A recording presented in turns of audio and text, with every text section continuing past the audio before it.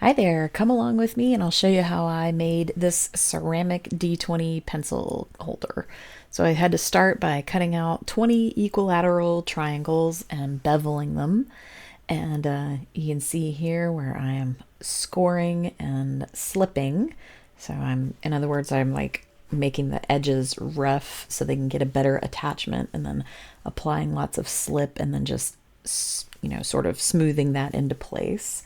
And here I've got kind of one of the panels of five put together here, and I'm just kind of smushing it and applying coils while necessary. You can see there's some cracks in there, so I'm applying slip and coils there to get rid of some of those cracks. And that was the lion's share of this process, honestly. It was just smoothing out all the cracks and getting it nice and smooth. Sorry, I keep saying the word smooth. Also, I should mention that I'll go ahead and talk about this since I don't have any video of it. I apologize, but the way that I applied the lettering was I applied a thick layer of stained slip, and it was a red slip onto the entire outside of the piece once it was all constructed and put together. And then I used a technique called sgraffito to actually carve the letters into the side of the piece. So yeah, and this clay, even though it looks gray here, it is actually white clay once it's fired. So yeah, so that was really all I had to do for getting the white lettering. And they're sort of recessed the same way they would be on a die. And at this point, you can kind of see where it's really starting to come together. This was the point where I was like, I was this close. I was this close to going out in the parking lot and just horking that thing. Because every time I would get one side put together nicely, then another side would fall apart. And so it was very, very tricky. It was like I needed both hands to hold the piece together. But also I needed a third hand to come in and put the new piece on. So at this point, I've gotten beyond that, and I'm actually like seeing hope that this thing is going to come together properly, because I'm on like the last 3 or 4 panels here. But yeah, it was a quite a process to get this thing done.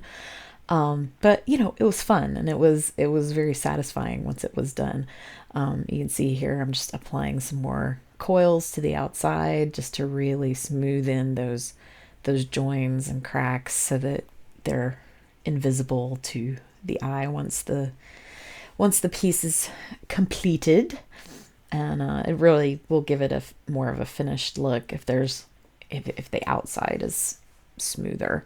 And see here, I'm just like getting some of the little clay, I call them clay boogers.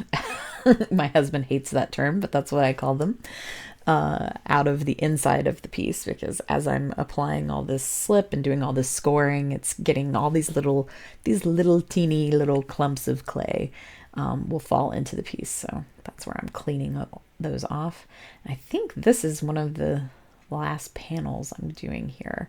And you see, this is meant to be a pencil holder, so I do leave one panel open. So I had a good bit of debate as to which number should be left off. I could make it so that it was the 1, and that way, technically the piece would never roll a 1. But then you could also say, well, the hole goes on the top so that you can put the pencils in, so then it would always be rolling a 1, which kind of sucks, right? And so ultimately what I went with was a suggestion from Chuck, which was, well, the bottom panel should be a 3 because a 3 looks like a butt.